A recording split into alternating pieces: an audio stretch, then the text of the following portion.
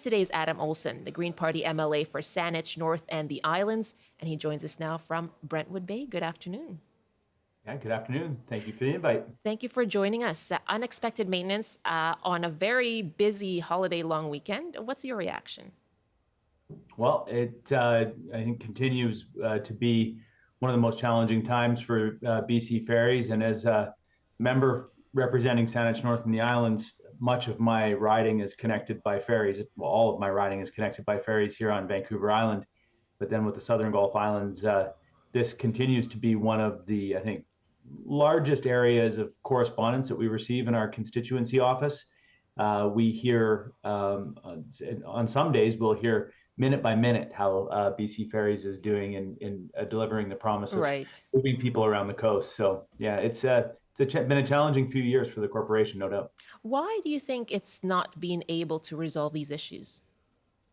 Um, well, I mean, I think that from everything that I've seen, there's a variety of challenges. Of course, mechanical issues, there's not really much you can do about it. Ferry breaks, and it's going to take as long as it takes to fix it. And so, in that instance, the mechanical issues are very challenging when they happen and they lead to cancellations. We've seen HR, human resource issues, of course, over the last few years Right. be the primary reason why ferries are canceled. And Transport Canada regulations require a certain number of people working on the ferries based on the number of passengers that are being carried. So if there's one less than that, one worker less than that, then they can't run. So that's just one example of the human resource issues that they've faced. People off sick have caused a lot of challenges as well. So we've seen a variety of different reasons for the delay and for the disruption in the ferry service. What's sort of inexplicable to me is, you've got a ferry that's going to be out of commission for this long weekend. A lot of people have made plans to come over Sure. to Vancouver Island or go to Vancouver, and to not have the server capacity to be able to deal with what is going to be, a massive response from the public seems to me to be a challenge that we've seen consistently around communications. And one of the issues that I face with the constituents and the information that I get from them is the lack of communications, or the challenge that the corporation has in communicating these issues. Sometimes it's in their control, sometimes it's not. But the reality of it is that the rumor mill then starts spinning, specifically on the Southern Gulf Islands, and all sorts of stories are made up as to why something's happening the way it is. So communications has got to be a key for BC Ferries as they go through this tough time. Right. And so, what about constituents you represent as well? How do these ongoing problems with the communications affect them? Well, when we're dealing with the Swartz Bay to Swassen run, that's especially on a long weekend, that's going to be a lot of tourism, tourist traffic, or people on a short-term visit. With respect to the Southern Gulf Islands, when ferries don't run, food and other materials don't get delivered to and from the island. It's part of the highway system for them. And it's part of the and Yeah. part of the transit system, and they need to get to, and specifically with the healthcare system that's being faced right now, a lot of the time people are going off island to go to a doctor's appointment or a specialist appointment, and if you can't get on the ferry, so it is incredibly disruptive for Southern Gulf Islands residents, and part of the challenge is the unknowns of it. So some days it's operating smoothly, some days it's very disrupted. So I hear all sorts of ways that they could fix the service from my constituents, but I think that it's really important to acknowledge the level of disruption that it has on the lives of people who live on islands and require those ferries to be able to get off and do the business that they need to get done. We're taking calls on this as well. The Swassen Swartz Bay route will be cut by more than 12,000 people each day. Sailings canceled there this weekend. That's due to unexpected maintenance on one of its largest ships. And so we're asking you, how are cancellations affecting you and your family? And what should BC Ferries do to avoid these kinds of problems? You can give us a call, 1-800-825-5950, 604-669-3733. on your cell phone, star or pound 690. You can email bctoday@cbc.ca. My guest, Adam Olsen, Green Party MLA for Saanich North and the Islands, joining us from Brentwood Bay. He was just talking about how this affects tourism on Vancouver Island as well. If you're concerned about that, you can let us know too. I'd love to hear from you. Adam, you just talked about staff shortages and the challenges that they've faced there. The CEO, Nicholas Jimenez, wrote in the Vancouver Sun this week that BC Ferries has fallen behind on wages, and so that is part of the reason that they're dealing with staffing shortages. What do you make of that, given, for example, the fact that passengers can expect a 3% fare increase next year? How should BC Ferries deal with that wage gap? Well, it is in part the wage gap, as the new CEO highlighted as well. I think it's a philosophical issue that needs to be dealt with within the Ferry Corporation. I grew up in the 1990s, and I remember when getting a job on the BC Ferries was one of the ways to get summer employment, but that many of those summer employees would go on to long careers within the BC Ferry service. In fact, as I'm using the service to visit my constituency, I run into many of my old colleagues that I went to high school with that are still working on BC Ferries. And there was a pathway for people to get their first summer job all the way through to the engine room or to the wheelhouse. And in recent years, and specifically when this corporation started to focus more on profits rather than on moving people and goods and empowering 30% of the British Columbia economy, they started to focus on costs, and they started to focus on, one of the ways that they did that was through moving a lot of employees to casual roles rather than, and on call rather than having a shift per se. So I think part of this is philosophical as well. We need to make sure that we are training people to be able to take over in the engine room and in the wheelhouse, because as we have heard, over the last couple of years, that BC Ferries is competing for officers and these mariners from around the world, and everybody's looking for them. And so it becomes a very competitive market. And so one of the ways that we can deal with that is training people from within and giving them a career pathway that allows for them to see, that they could spend their working career at BC Ferries and get paid well, and also, live and work on the coast that they love. So I think that's a really important aspect of this that hopefully the new CEO takes a look at. They are talking about continued hiring and enhanced training as well, given the rise in that demand. That's according to Nicholas Jimenez, the new CEO of BC Ferries. And 1-800-825-5950, 604-669-3733, star or pound 690 on your cell phone. And let's go to a call now from Gabriola Island. Ivan is joining us. Hi there. What's the impact on you, Ivan? Hello. Well, the impact is fundamental. I think that oftentimes people who don't live on the Gulf Islands or in ferry-dependent communities don't appreciate how utterly dependent we are on the ferries. Our food, our fuel, our medicines, our supplies arrive in the ferries. Our kids use the ferry to go to high school in nearby Nanaimo. We have to communicate back and forth and travel back and forth.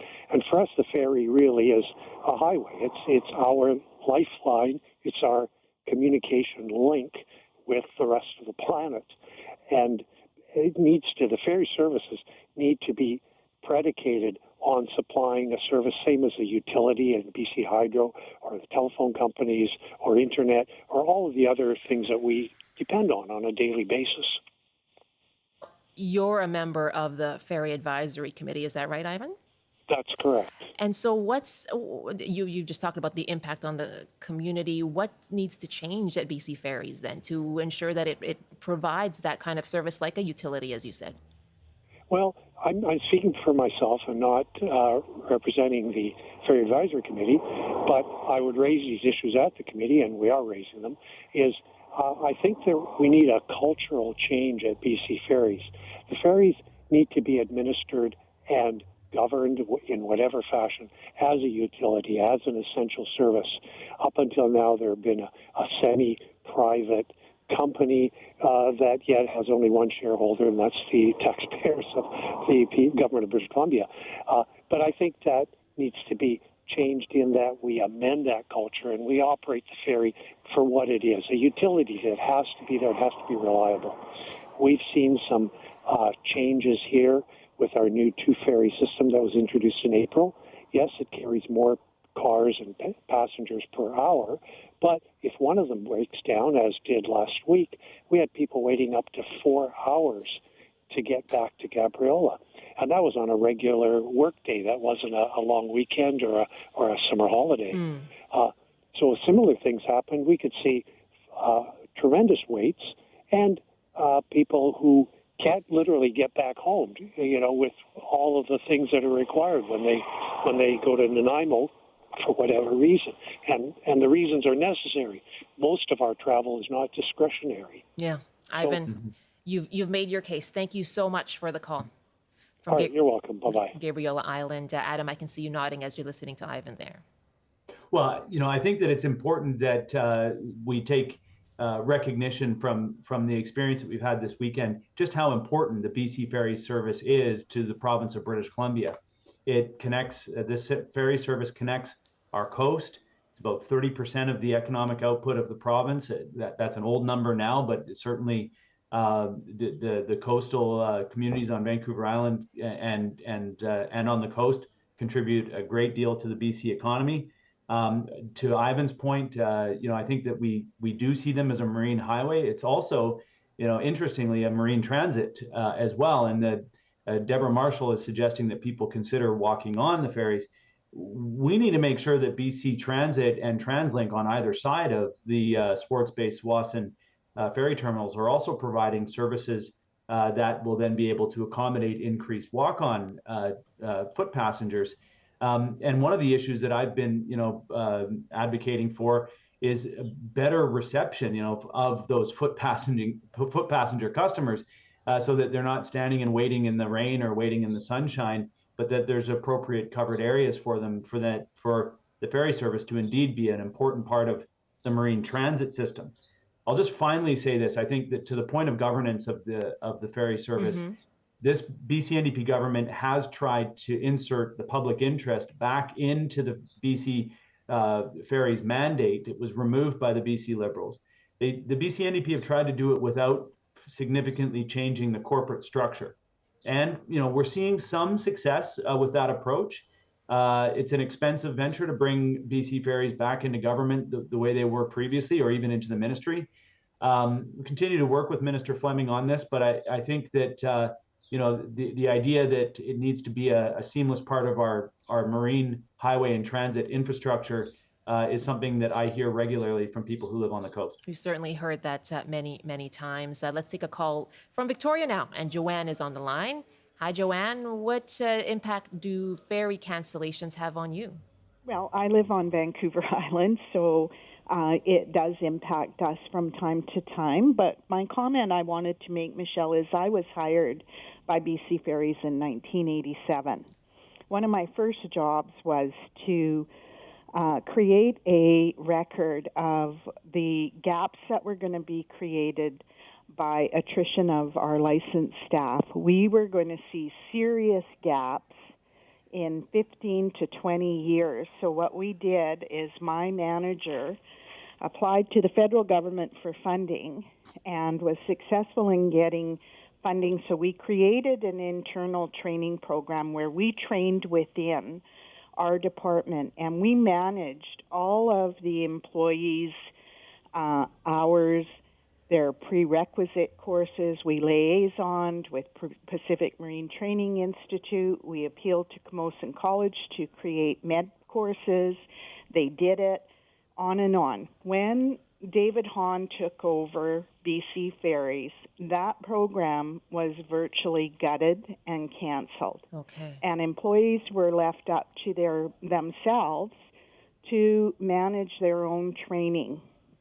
So they could apply through HR, but they really had to track their own figure out what they needed as prerequisite, figure out their hours, when they could get time off, etc. Whereas we used to babysit them through all of this because we knew how important it was Training to bring up. our own people up through the ranks Yeah. to fill those gaps. And I think it would be a good point for BC Ferries to look back before it was privatized, because we didn't see this. And I get that our traveling public numbers are way up, but BC Ferries also made the announcement that they had hired 1,200 or 800 people. When I started in 1987, we were hiring on average 1,200 employees for the summer. Okay. So some of those gaps that we see today has been created by the privatization, and that company is seriously top-heavy. Okay. Joanne, thank you very much. You're referring to former CEO David Hahn, who was a controversial CEO who stood down in 2011. Adam Olsen was talking about that, that process of bringing it back within government as well and how that's going. Joanne, thank you very much for the call from Victoria. Jamie is in Vancouver now with a point that I think we have heard many times as well. Hi, Jamie.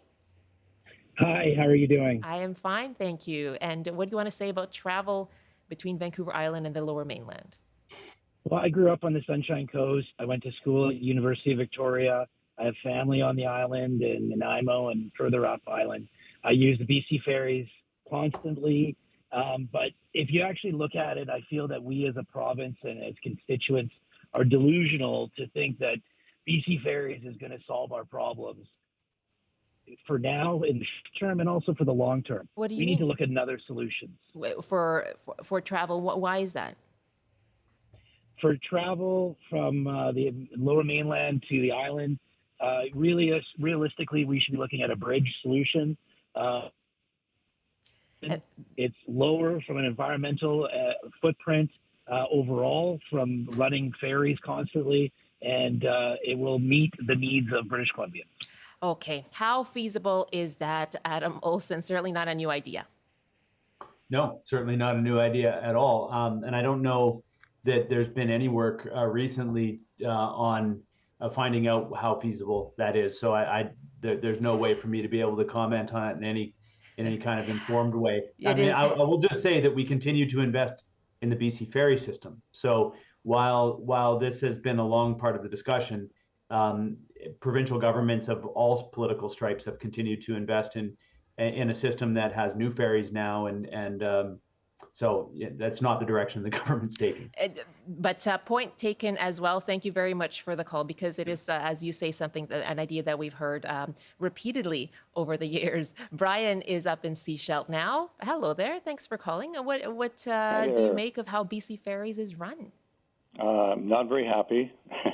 I live in the Sunshine Coast, and it's also, as other people have pointed out, our highway. We depend on it for transportation to and from medical things, and all our supplies come. And it's not just on the weekends on the Sunshine Coast. It's on the Lower Sunshine Coast. It's also every day of the week, pretty well for most months of the year, not just the summer. In fact, if you can't get a reservation on short notice, and I mean, no one else in BC really has to make a reservation to travel from Vancouver to Squamish or Vancouver to Abbotsford. We have to endure long waits and sometimes can't even get a reservation because they're all booked up. And sometimes if you decide to walk on the ferry, because you can't get a reservation, you can't. On Tuesday, Monday this week, you couldn't even get a parking spot so you could walk on the ferry. Right. I mean, those kinds of issues are a problem. Okay. One of the things I want to point out. Yeah, what do you want to see happen What then? could happen is I've talked to a number of casual BC Ferries workers that are casuals, and one has waited 3 years and can't get a full-time position because of being on a small terminal. But I mean, it's not just the small terminals. That was at Earl's Cove, and then there's other people in the Langdale area who they can't get a full-time position for prolonged periods of time. And those casual workers have to be instantly available. They have to be on call 24 hours a day, basically. And if they don't answer the phone, then it goes to the next casual. And so there's a huge demand for workers, but BC Ferries should be making permanent jobs for these people and making it attractive. Long-term planning for its workforce. We've heard that a few times over this half hour now. Brian, thank you very much for the call from the Sunshine Coast at Seashelt. And finally, Adam Olson, you were talking about the need for communication with passengers. Now, the website crashed yesterday, not for the first time, also crashed over the Victoria Day long weekend. And I'm wondering, how concerned are you for the upcoming summer months? Well, I mean, I think I remain concerned that we're going to see disruptions all the way through this summer. I think that this is not something that's going to be easily or quickly solved. We're going to continue to have the disruptions on mechanical failures. That's just going to happen. The human resource side of this that has come up several times. I raised it, and a couple of callers have raised it. That's just managing a system properly. And so, we have a new CEO in place now. We have a different government philosophy that's been inserted back into this in terms of the public interest being something that needs to be considered, not just profits. And so, I think that with that and with the commitment to start to train staff and to have that career approach to it, I think that we could see some, in the medium term, some change. But unfortunately, this means that the corporation is going to have to get really good at communicating very quickly with their customers about these disruptions, or else we're going to continue to see and hear the frustration that we're hearing right now from British Columbians. We were told that if you're going to have trouble if you're traveling with a vehicle this weekend in particular. Vivian writes in Victoria, I live in Victoria near the harbor and would like to see a passenger-only ferry from downtown Victoria to downtown Vancouver, and terminals are a long way from both downtowns, so taking a car is almost essential. Vivian, thank you very much. Go ahead, Adam. Yeah, we very much have a system that's designed on moving cars. Like it's chunks of highway floating around. And so when I hear that this system is our marine highway system, I agree with that. But it also needs to be part of our marine transit system. And I think if you go and look at ferry services around the world, they're not afraid to move passengers. And I think that it feels like this system continues to be stuck in a different era when it was just about moving the car. And I think that, having a more robust passenger ferry system through the Southern Gulf Islands, with the appropriate levels of transit on either side, maybe car sharing on either side, there's a variety of different ways that we can transform the ferry service to being what we need it to be in this 21st century. Adam Olson, thank you very much for your time this afternoon. Appreciate it. Yeah, thank you for the invite. Adam Olson is the Green Party MLA for Saanich North and the Islands. 12:32 now, 1:32 in the Mountain Time Zone. This is BC Today here on CBC on Radio 1, 88.1 FM on your dial, and as well live streaming on CBC Vancouver's YouTube page, as well as cbc.ca/BC. And you can also use the CBC Gem app. And coming up in our next half hour, we are bringing back our regular pet segment. We just started it a couple of weeks ago. This time you can call in about your questions regarding pet care. We'll have a veterinarian standing by to take your calls. That's coming up after the CBC News Update. And here's Robert Zimmerman.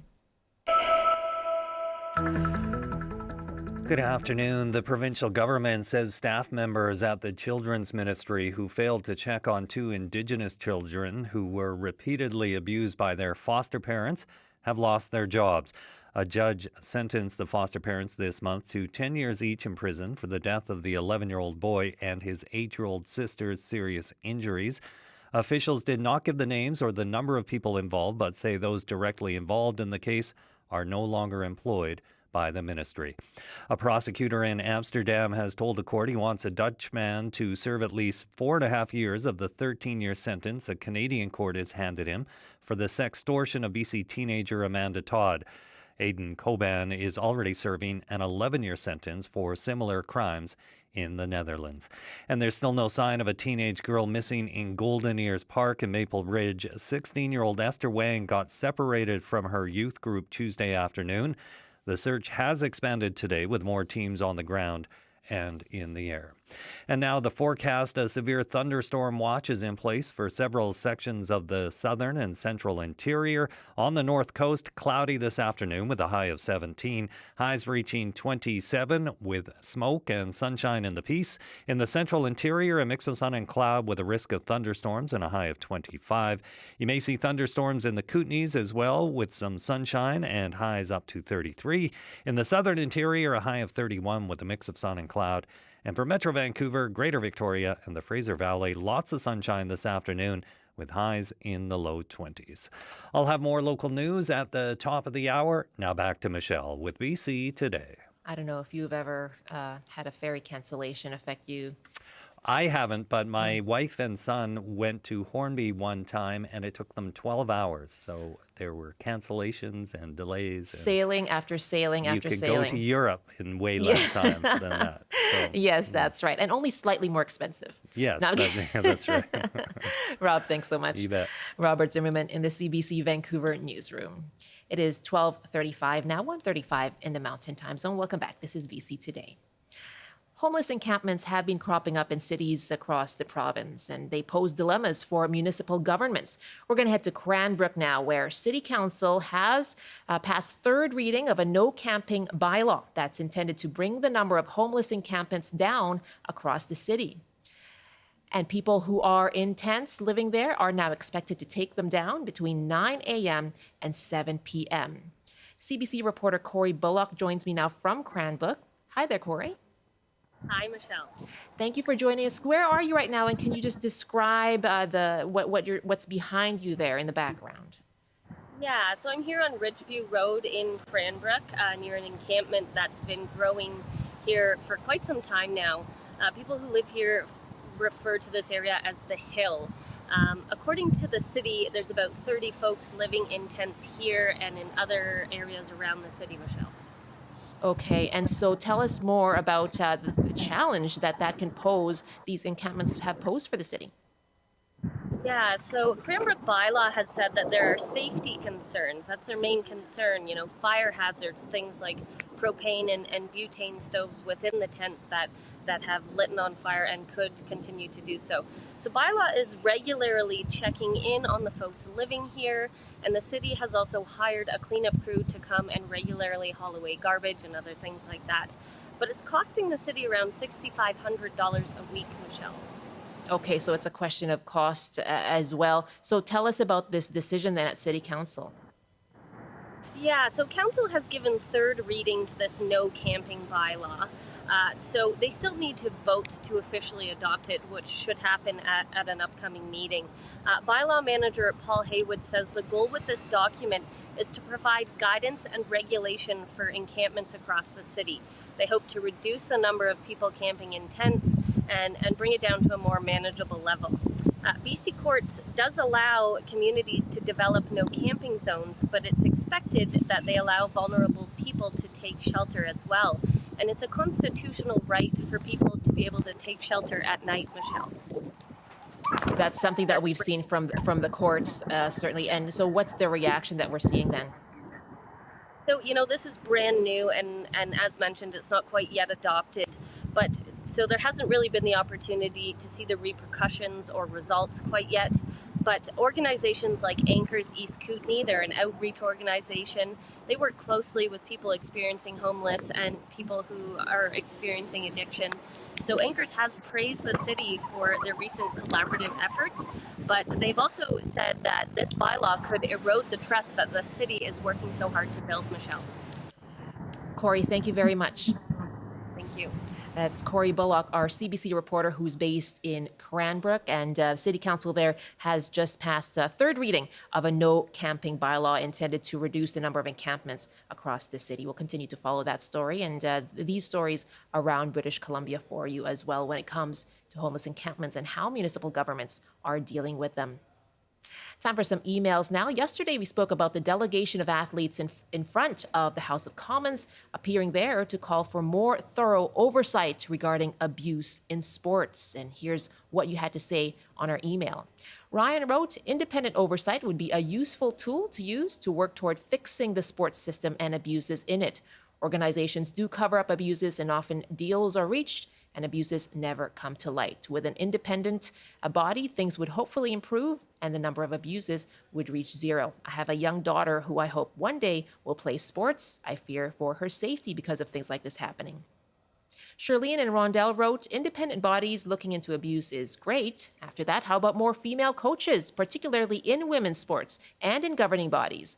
Recent studies of sexual misconduct have highlighted that the vast majority of abuse committed by males. And when it comes to repercussions for misconduct, generally male governing bodies take abuse against females considerably less seriously. Perhaps we need to address who is in power and work to put a lot more women in these positions. It's part of detoxifying institutions. And Richard wrote in Delta, the problem with sports organizations like BC Wrestling Association, they believe it is their right to investigate and prosecute allegations of sexual assault. It's not. It's a crime and should be reported to police so that professionals can investigate allegations and courts can determine guilt or innocence with appropriate sentences.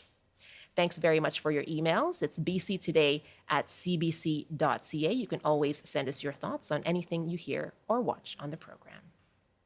12:40 now, 1:40 in the Mountain Time Zone. It is time for our regular pet segment here on the show. We know you have a lot of questions for our guests when it comes to pet care. And if you have one now, if you have a pet, you know that animals do not like to go to the doctor, don't like to make those visits. But for older pets, of course, those frequent visits are often a reality. And in fact, there are a lot of similarities between how people and pets age, from changes in diet and personality to the activities that they enjoy. So we want to hear from you on your older pet and aging. Are you concerned about balancing their health and their happiness? And what changes have you noticed in the way they interact with you as they get older? You can give us a call, 1-800-825-5950, 604-669-3733, on your cell phone, star or pound 690. You can also email bctoday@cbc.ca. And Dr. Lauren Edelman is joining us now. Thanks so much for being here. Really good to have you. Thanks for having me. She's a veterinarian and internal medicine specialist and co-founder of the Senior and Geriatric Dog Veterinary Society. Now, we know people love to call when it comes to pet care, and they'll have lots of questions for you. What do they need to be more conscious of as their pets age? Yeah, so, senior and geriatric really depends on the size of the dog, that those type of things factor into play a lot more than in people where we have much more, homogeneity. And so as dogs age, a Great Dane may age at 5 years old be considered a senior, whereas a Shih Tzu might not be till they're 10, 11, 12. Okay. And a lot of these dogs suffer from the same ailments as we would see in people. So heart disease, kidney disease, liver disease, hormonal issues, all of those things can pop up just like they do in people. And routine veterinary care is really important to identify them when we can intervene. Okay. And how frequent should that be then, routine veterinary care? So generally what I recommend is once they're kind of at that arbitrary senior age, that they are seen at least biannually, if not annually, so that they can have a physical exam done by a veterinarian, as well as routine blood work, urinalysis. And those things often pick up little, red flags that then might say to your vet, oh, we need to investigate this further with imaging or something of that sort. Okay. And when it comes to, for example, for cost, for example, how much more does that cost families? Well, I think you have to think about cost. It's always the preventative versus reactionary care, right? So if you identify something with routine blood work that you can then intervene before it becomes an emergency, that's going to save you money in the long run, but it also might, help with the longevity of your pet. So cost is one factor to take into account, but, if you do routine, let's say dental care, yes, that is an expense, but if you have to go in for an emergency abscess tooth, that's going to be more expensive. Right. Okay. And so what are those preventative things people can do then? So in general, the day-to-day is, making sure that your pet is adequately hydrated. If they have vomiting and diarrhea, making sure you seek care, making sure they're on the right diet. And then the other factor would be actually, bringing them to the veterinarian for some of those diagnostics that I recommended, because not everything is going to be something that you can see visibly. Just like with humans, blood work, urine is really important to detect those abnormalities. And what about for people? Well, that's really interesting. So, what about things like just day to day, your diet, exercise, and that kind of thing, just like people? Exactly. Exactly just like people. And we know that obesity, just like in people, is one of the main factors affecting dog lifespan. And so exercise is very important. Even in your senior dogs, getting them out, it's been one of the things that's been shown to, increase lifespan in our senior pets, cats and dogs alike. As well, making sure they're on a healthy diet. You're not just feeding them McDonald's. That's gonna definitely help with their longevity. Making sure also that you be mindful with senior pets, with exercise, keeping them inside during really hot temperatures and really cold temperatures. Dr. Lauren Edelman is my guest, veterinarian and internal medicine specialist, co-founder of the Senior and Geriatric Dog Veterinary Society. Taking your calls on this regular pet segment that we have on Fridays here on BC Today on a Thursday for this long weekend. And our numbers again, 1-800-825-5950, 604-669-3733 on your cell phone, star or pound 690. And we have Sue on the line from Souk. Hi, Sue. What's your question? Hi. I just have a question. We have a Newfoundland dog. He's 12. He just turned 12 in April. He has mobility issues. He's had them all his life. But now he's at the point where it's really difficult to get him into the vet. We have a Volkswagen van that we managed to get him into with a ramp and a sling.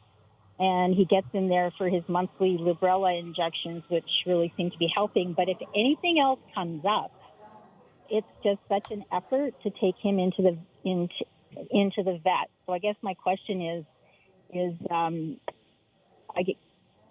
what are the options? What's the best thing to do? I really think that we're in end of life with him, but I still wanted to have him looked at for things like if he's having eye discharge, something like that.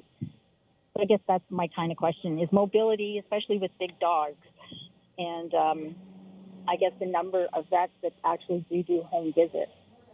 Okay, you got a few there. Basically, concerns about about your older dog. Yeah. So, you hit on some major points, Sue.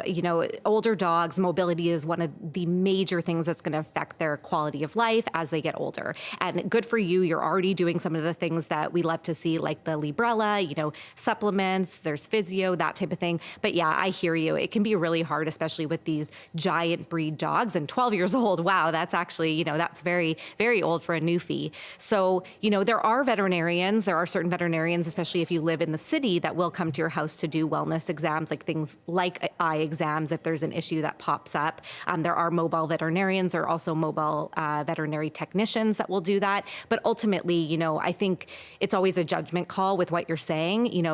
It is probably, a quality of life that you need to assess every day. And if something comes up that's major and you have to start thinking about, maybe this is not worth getting the stress of him getting into the hospital, there are definitely people that will come to your house to have those end of life conversations. But yeah, I feel, that's hard. That's difficult.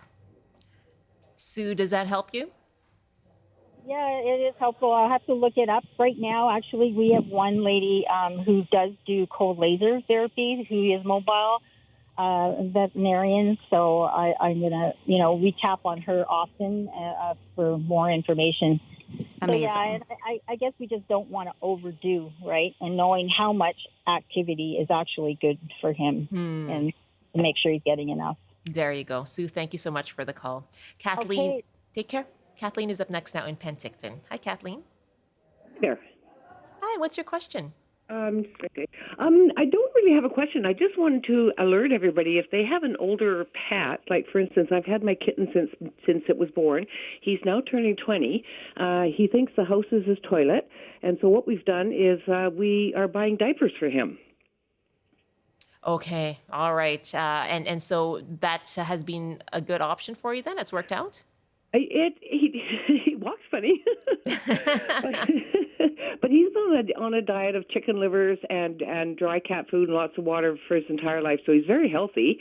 But he's frail and bright-eyed, bushy-tailed still, but in diapers. So I just wanted to let people know that if they have a cat, that there is a remedy for the next little while at least. Yeah. Is that a good idea, Doctor? Yeah, I mean, I think that's, one way to manage the symptom. I think it's also really important, she brings up a good point. If you have any changes in urination in your older cats or dogs, whether that's incontinence or increased or decreased frequency of urination, it's really important to also see your veterinarian to make sure there's not a medical cause for that. Mm-hmm. So, increased urination, increased marking can be a sign of kidney failure and other hormonal diseases. So always make sure that you seek, diagnostics to make sure we know why those things have changed. Okay, it's a good short-term solution, but perhaps get that checked out. Okay, thank you so much, Kathleen, for the call. Your questions to Dr. Lauren Edelman, veterinarian, joining us today here on BC Today. Your questions on caring for your aging pet. 1-800-825-5950, 604-669-3733. On your cell phone, star or pound 690. And our email as well, if you want to email, it's bctoday@cbc.ca. And what about if you do have a senior pet, socialization? What other kinds of pets might be a good idea? Would it be better to bring in a younger pet to perhaps provide that companionship? So I think that decision is really individual basis. I have a 11-year-old Chihuahua, and when he was 8, I brought in a puppy. And at first he was like, I'm not so sure about this. But honestly, my puppy has kept him quite young. And I would say that, a lot of my patients, the same is true. But you want to be careful. If you have an old, grouchy, dog that might not be akin to having a little puppy chomping on it. You want to respect the older dog's wishes for sure. You don't want the last, period of their life, them being annoyed and having your attention taken away from them. So it really depends on your dog. And you can get an idea of that just by seeing them interact with other pets, when you're on walks. Do they like other pets coming up and sniffing their butt? If they don't, maybe they're probably better to be, a single dog house, whereas some dogs really benefit from having that companionship. Okay, so there you go. Individual decision then. We have an email question now. Janet writes, my dog is 13. She will pass up her food several days in a row. I tempt her with homemade food, canned food, kibbles, cream, etc., etc. She has lots of energy, but her ribs are showing. She sees the vet regularly. Any thoughts on getting her to eat?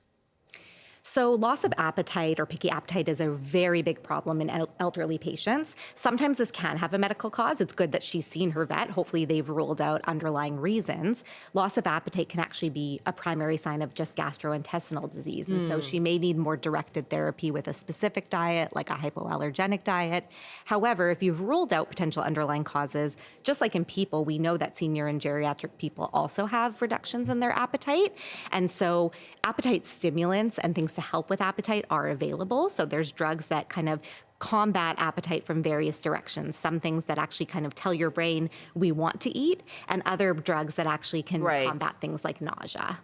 Okay, so it's things like that. I hope you get to feed your dog, Janet. I hope she eats very soon. Our numbers again, 1-800-825-5950, 604-669-3733. On your cell phone, star or pound 690. Now, here's a bit of a sensitive question, Dr. Edelman. It used to be fairly normal that pets got put down when they were too old or sick. What are the norms now?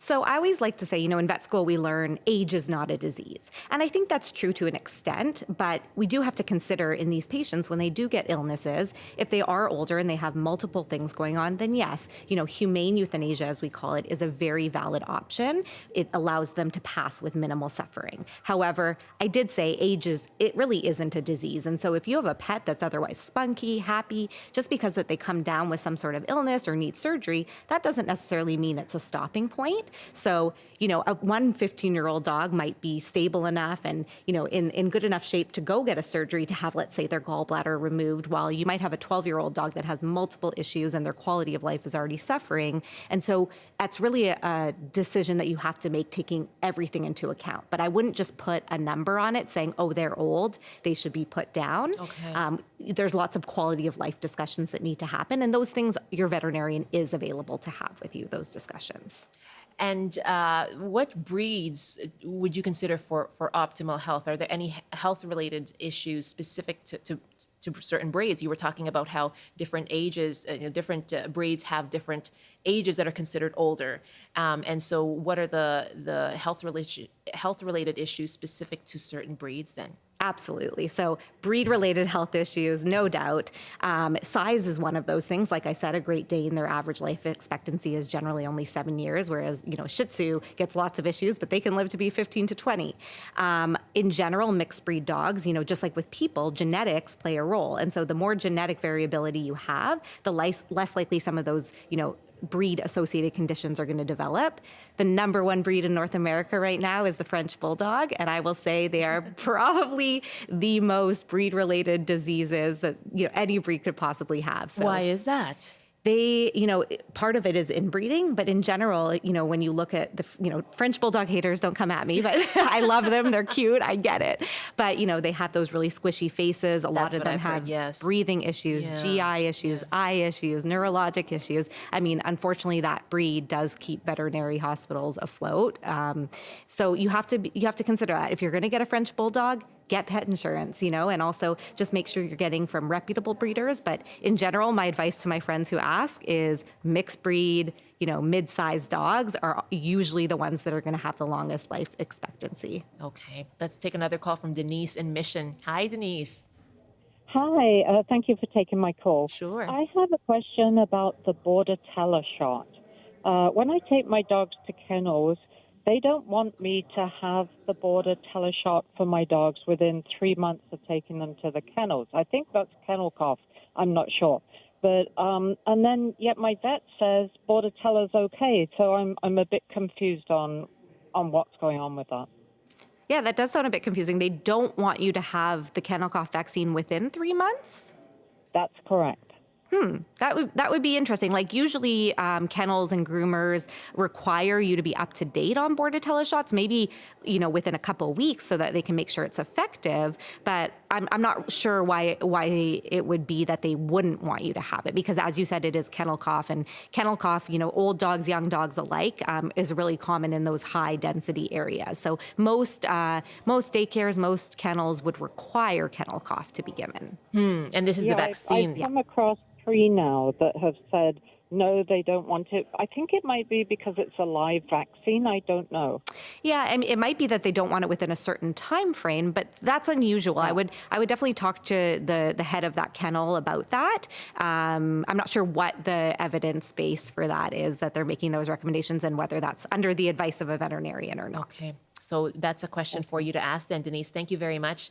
Margaret writes us this question finally, and she's from Gabriel Island.